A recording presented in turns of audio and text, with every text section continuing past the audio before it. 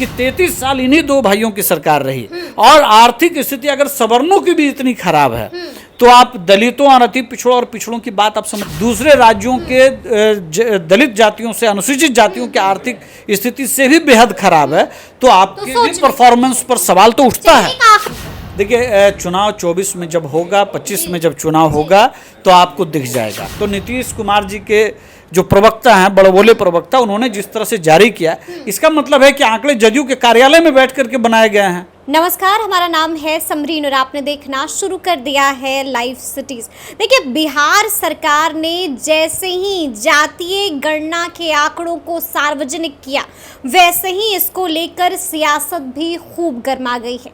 आपको मालूम है कि जैसे ही सरकार ने आंकड़ों को सार्वजनिक किया, वैसे ही सरकार अपनी पीठ थपथपाने लगी। लेकिन बड़ी बात यह है कि विपक्ष इसको लेकर लगातार सवाल उठा रहा है। आपको मालूम है कि आरएलजेडी के राष्ट्रीय अध्यक्ष उपेंद्र कुशवाहा ने भी साफ साफ कह दिया है कि ये आंकड़े जो हैं वो फर्जी हैं। तो आज हम इसी मौजू पर चर्चा करेंगे और इस मौजू पर चर्चा करने के लिए हमारे साथ आरएलजेडी के प्रवक्ता राहुल कुमार जी। सबसे पहले बहुत शुक्रिया बात करने के लिए राहुल जी। धन्यवाद जी। सबसे पहले तो हम ये जानना चाहेंगे राहुल जी कि जाति क्या है आपकी? देखिए, जाति सार्वजनिक तौर पर बताने की जरूरत नहीं होती है जी। नहीं, अब तो पूछा जा रहा है, अब तो लोग पूछ रहे हैं। नहीं, कागज में हमने जाति अपनी बता दी है, कागज में लेकिन मुझे लगता है कि व्यक्तिगत जानकारी किसी की सार्वजनिक हो, इसकी बहुत जरूरत नहीं है। अच्छा ठीक है, चलिए कागज में बता दी है, तो मतलब आए थे ना आपके यहाँ पता करने के लिए कि आपकी जाति कौन है? क्योंकि लगातार ये इल्जाम लग रहा है कि मेरे घर तो कोई आया ही नहीं था, पूछा ही नहीं गया कि जाति कौन सी है। देखिए, मेरे यहाँ तो आए थे, ठीक है, ठीक है, लेकिन मैं बहुत ऐसे लोगों को जानता हूँ जिनके यहाँ लोग नहीं आए थे। नहीं आए थे, बिल्कुल मतलब नहीं। हो सकता है ना कि वो नहीं हो घर पर तब नहीं आए हो, कोई भी मजबूरी हो सकती है, मतलब आपके यहाँ आए थे ना? देखिए, एक बात बहुत स्पष्ट तौर पर मैं कहूँ कि ये गंभीर सवाल आप कर रही हैं, या कहिए कि गंभीर सवाल उठा रही हैं, जो सवाल हम लोग उठा रहे हैं। जी। सीधी सी बात है कि बिहार के अंदर जो सर्वे हुआ वो बहुत ही हल्के तरीके से सर्वे हल्के तरीके जी। जब मैं ये बात मैं कह रहा हूँ, हाँ। मैं अभी 1931 का आंकड़ा देख रहा था। ठीक है। मैंने लगभग 222-23 पन्ने की रिपोर्ट है, जिसको मैं आज सुबह 2-3 घंटे मैंने उस पर देखा है। तो मैं ये कह सकता हूँ कि जितनी गंभीरता से 1931 में जो आंकड़ा जुटाया अंग्रेजों के समय में, वो आंकड़ा जुटाने में उसकी उतनी गंभीरता मुझे नहीं दिखाई पड़ती है। लेकिन आप राहुल जी एक बात बताइए, आप 1931 की बात कर रहे हैं, अभी 2023 बात मैं क्यों कर रहा हूँ? हाँ। कि ये जो आंकड़े हैं, ये सिर्फ एक आंकड़े भर नहीं है। ये 1931 के आंकड़े की बात मैं क्यों कर रहा हूँ? 90 साल तक उस आंकड़े का इस्तेमाल हुआ मंडल कमीशन की रिपोर्ट बनाने में, उसको लागू करने में।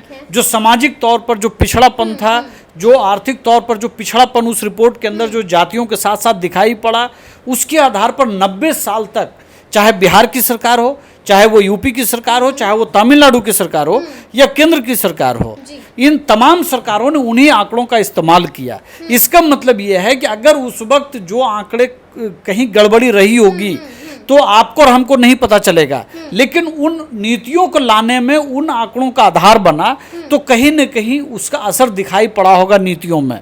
और यही कारण है कि आज मैं 1931 की चर्चा कर रहा हूँ। अब यहाँ के बाद अगर ये आंकड़े 10 साल के लिए भी इस्तेमाल होते हैं, या 90 साल के लिए इस्तेमाल होते हैं, या 50 साल के लिए इस्तेमाल होते हैं, अगर आपके पास आंकड़े सही नहीं हैं, त्रुटि वाले आंकड़े हैं, अगर उसमें कई ऐसे आंकड़ों के कंपाइलेशन में या इकट्ठा करने में या जुटाने में, मान लीजिए कि इस बार था कि एक बार पहले आप घरों की गिनती करेंगे, उसी समय बहुत सारे लोगों ने क्या किया है, मैं एकदम जमीन की बात में बता रहा हूँ कि आपसे पूछ लिया गया आपके घर में कितने लोग हैं। अच्छा, आपके पास एक गाड़ी है, 2 गाड़ी है, किसी ने बताया, किसी ने नहीं बताया, किसी ने जमीन का ब्यौरा दिया, किसी ने कुछ का ब्यौरा दिया, आधे अधूरे पहली बार में ही आपने रख लिया और दूसरी बार में आप उसके घर नहीं गए। बहुत सारी जगहों पर क्या हुआ है कि आप जो मुखिया है परिवार का, उससे आपने पूरा बैठ करके आपने वो रिपोर्ट नहीं लिया और आपने भर दिया जो पहली बार में ही आधा अधूरा आंकड़ा जुटाया था, और दूसरी बार आपने साइन कर दिया किसी से या किसी से करवा लिया। जब हमारे नेता ये कहते हैं कि हमारे आंकड़े में फर्जीवाड़ा है, क्यों? क्योंकि हमसे आज तक किसी ने सिग्नेचर नहीं करवाया। नहीं सिग्नेचर नहीं नीरज कुमार ये कहते हैं कि ये मकान है, ये है। आपने आंकड़ा तो दे दिया, लेकिन बहुत संभव है कि जो आंकड़े उनके प्रदर्शित वहां पर किए गए हैं वो किसी ने, मान लीजिए कोई पड़ोस का टीचर होगा या जिसको ये जिम्मा दिया गया, अरे हम तो सब जानते ही हैं। आप कैसे जानते हैं सब बात? आपके पास एक गाड़ी है या नहीं है ये मैं कैसे जानूंगा? बिल्कुल जी। तो मेरा कहने का मतलब है कि नीरज कुमार ने जो फर्जी आंकड़ा जो जारी किया है इनका, एक तो वो कानूनन अवैध है। दूसरी बात कि मैं फिर दावा कर रहा हूं और हमारी पार्टी ने स्पष्ट तौर पर ये जारी किया है कि आप दिखा दीजिए उसमें कि माननीय उपेंद्र कुशवाहा जी का सिग्नेचर है। तो सिर्फ उपेंद्र कुशवाहा जी का सवाल नहीं है, मैं गांव-गांव की बात में कर रहा हूं।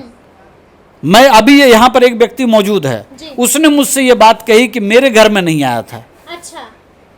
मेरा ड्राइवर है। जी जी जी। उसने कहा कि मेरे परिवार में नहीं आया पूछने के लिए कि मतलब आपके ये तो ये घर में ठीक है, क्या ठीक क्या है। डिटेल है। ठीक है राहुल जी, ये चर्चा घर तो में नंबर जी, देने के लिए आया, उसी समय कुछ बात हो गई, लेकिन फाइनली नहीं आया। फाइनली नहीं आया, ठीक इस है। तरह के आंकड़े, तमाम आंकड़े हैं। तो मैं यही बात कहना चाहता हूँ समरीन जी कि ये इन आंकड़ों का इस्तेमाल अगले 90 साल तक होगा। ठीक है, तो जाहिर सी बात है कि अगर कंफ्यूजन 10 आदमी को भी है नहीं, ठीक या है, हम 50 आदमी को है, तो एक काम क्यों नहीं कर सकती है सरकार? हर वार्ड में या पंचायत स्तर पर उन आंकड़ों को वेरीफाई कर लिया जाए, दोबारा रखा जाए। जिनको ठीक है, दावा ठीक आपत्ति है, है वो ठीक कर है, लें। ठीक वोटर आईडी में यही होता है ना, ठीक है, अगर ठीक आपका नाम वोटर लिस्ट में नहीं जुड़ा है तो दावा आपत्ति करते हैं, उसमें नाम जुड़वाया जाता है। तो आंकड़ों में फर्जी हो अगर या आंकड़े सही से कंपाइल नहीं, फर्जी की बात आपने निकाल दी है, तो हम देखिए लगातार, जैसा कि मैंने आपको शुरू में कहा कि जैसे ही आंकड़े सार्वजनिक हुए वैसे ही नीतीश तेजस्वी सरकार जो है वो अपनी पीठ थपथपाने लगी। लोग कहने लगे कि भाई इन्होंने तो इतिहास रच दिया है। लेकिन इधर हमने देखा कि उपेंद्र कुशवाहा भी खूब बमके हुए हैं, कह दिया है कि फर्जीवाड़ा हुआ है। अभी आप भी कह रहे हैं कि बड़ा फर्जीवाड़ा हुआ। देखिए एक बात तो ये नोशन बनाने की कोशिश की जा रही है कि ये आंकड़े और ये प्रयास जो है आरजेडी की तरफ से हुआ है।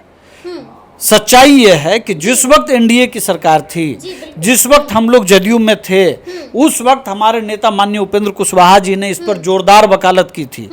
और हमने ये जो वकालत की, ये बीजेपी ने जो वकालत की, ये जदयू ने भी जो प्रयास किया था। ठीक है, मैं एनडीए की बात में कर रहा हूँ।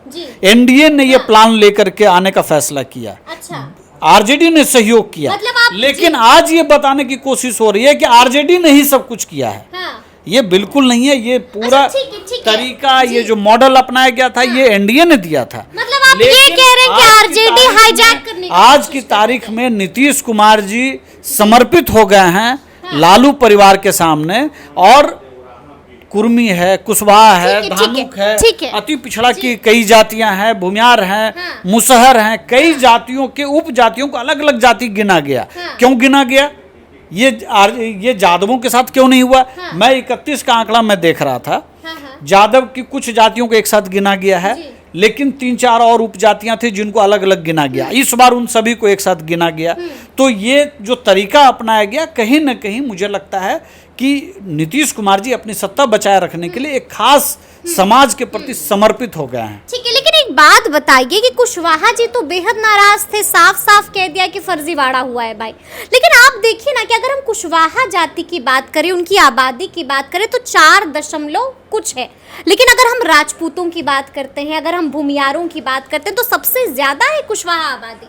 राजपूत, भूमियार, आप कायस्थ, एक सेकंड जी, बहुत सारी, ब्राह्मण। देखिए कंफ्यूजन क्यों है समाज के अंदर। ठीक है, सबसे पहले बात ये समझना पड़ेगा कि बहुत सारी ऐसी जातियां हैं जिनके आंकड़ों में ठीक ठाक देखी गई है, लेकिन जब सामाजिक स्तर पर धरातल पर देखा जाता है तो उसकी संख्या उस तरह से नहीं दिखाई पड़ती है। ठीक है, उसकी तुलना में कुशवाहा है या धानुक है, इनकी जातियों की संख्या कई कई जिलों में आपको लाखों में दिखाई पड़ती है। तो इसलिए कंफ्यूज, हम दूसरे के आंकड़े को कमतर नहीं बता रहे हैं, हम लोग को ये कंफ्यूजन है, हम लोग को ये कंफ्यूजन है कि बहुत सारे लोगों को डाटा में शामिल ही नहीं किया गया है। बात तो ये है ना राहुल जी कि जब आबादी ज्यादा है, यानी कि संख्या जब भारी है, तो हिस्सेदारी भी ज्यादा होगी, तो फिर नाराजगी क्यों है कुशवाहा जी? नहीं, भारी है तो यादव का भारी है ना।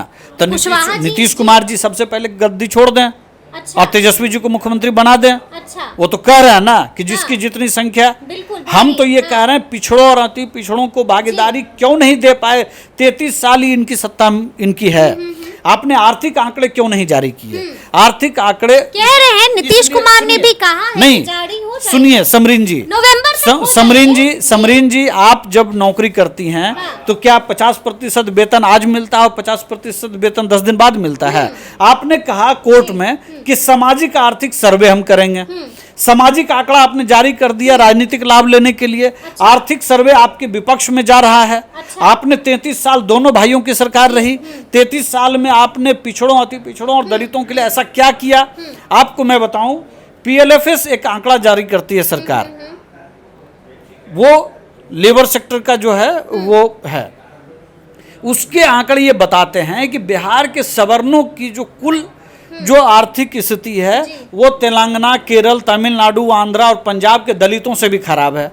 अब आप समझ लीजिए कि जो ये जो आंकड़े हैं ये नीतीश कुमार जी के पूरे चेहरे को एक तरह से कहीं संदिग्ध बनाता है कि या लालू जी को भी कि 33 साल इन्हीं दो भाइयों की सरकार रही और आर्थिक स्थिति अगर सवर्णों की भी इतनी खराब है तो आप दलितों और अति पिछड़ों और पिछड़ों की बात आप समझिए क्या बोल तो रहे हैं कि नवंबर में आ जाएगा। नवंबर में क्यों? मैं कह रहा हूं कि राजनीतिक लाभ लेना है तो एक आंकड़ा आपने जारी कर दिया और जिससे आपके चेहरे संकट में पड़ जाते उसको आप नवंबर में जारी राहुल जी, अभी ताजा अपडेट ये है, ताजी खबर ये है कि इसको लेकर जो मामला सुप्रीम कोर्ट गया था, सुप्रीम कोर्ट से राहत मिल गई है, लेकिन फिर भी आप लोग हैं कि मानने को तैयार नहीं है। क्या एक सेकंड, आपका ये सवाल ये कह रहा है कि हम जातिगत सर्वे या आर्थिक सर्वे के खिलाफ थे? नहीं, ऐसा नहीं है, ऐसी बात नहीं। मैं सिर्फ ये कह रहा हूं कि किसी भी आंकड़े का इस्तेमाल कई दशकों तक होना है। अगर किसी सुप्रीम कोर्ट ने ये नहीं कहा कि आंकड़ा फर्जी है या सही है, उसने कोई राहत का बात नहीं, ये तो राहत मिलनी ही थी। सभी लोगों को ये आंकड़े आने थे, ये आने ही चाहिए। जो लोग कोर्ट में गए थे उन्होंने गलत किया, उनको जाना ही नहीं चाहिए था। हम तो साफ साफ कह रहे हैं, हमारी पार्टी का मानना है कि आर्थिक सर्वे और सामाजिक सर्वे दोनों को एक साथ लाना था ताकि आज सामाजिक एनालिस्ट, जो सोशल एनालिस्ट हैं, पॉलिटिकल एनालिस्ट हैं या आर्थिक जानकार हैं, वो तमाम चीज़ों को गहराई से समग्रता में इन आंकड़ों का आकलन करते कि आखिर इन 33 सालों में और इन 75 सालों में जो बिहार आज़ाद हुआ उसमें ये आंकड़े क्यों नहीं बेहतरीन प्रदर्शन कर पाए, क्यों ये समाज अभी भी पिछड़े रह गए। पिछड़ों की सरकार है, कोई सवर्णों की सरकार नहीं है।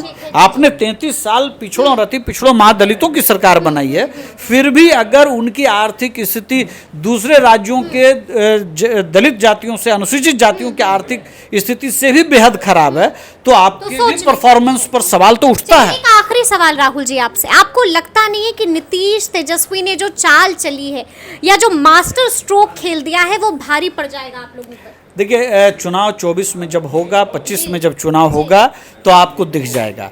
ये भले इनको अपनी पीठ थपथपाने का अभी ये लगता होगा, लेकिन जो गुस्सा, जो नाराजगी, जो फ्रस्ट्रेशन और जो इनकी आर्थिक स्थिति जो बेहद खराब है, उन सब का जो एक गुस्सा है वो आपको 24 में दिख जाएगा और सड़कों पर दिखने भी लगा है।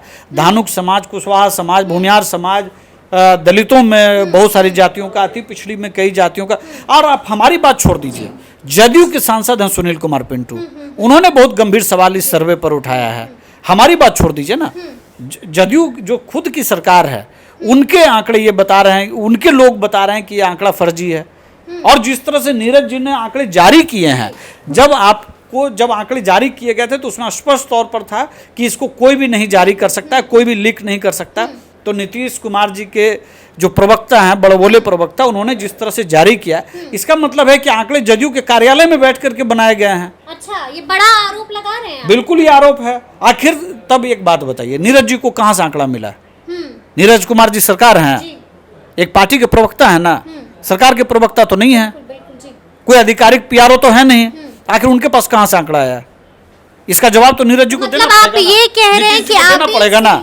मैं क्या, सुनील कुमार पिंटू आपके सांसद है ना जदयू के, वो ये कह रहे हैं, मैं कह रहा हूं तो मैं आरोप लगा रहा हूं, और सुनील कुमार पिंटू कह रहे हैं, वो क्या कह रहे हैं? चलिए, तो सुना आपने क्या कुछ कह रहे हैं राहुल जी। देखिए आपने सुन लिया है, साफ साफ कह दिया है कि 2024 में जनता जवाब दे देगी कि आखिर इन्होंने जो भी किया है, नीतीश और तेजस्वी ने जो मास्टर स्ट्रोक खेला है वो कितना कारगर साबित होता है, ये 2024 में और 2025 में मालूम चल जाएगा। तो अब देखना होगा कि वाकई में आगे क्या कुछ होता है। लेकिन इस तरह के तमाम अपडेट्स के लिए ऐसे ही हमारे साथ बने रहिएगा और देखते रहिएगा लाइव सिटीज। बहुत शुक्रिया।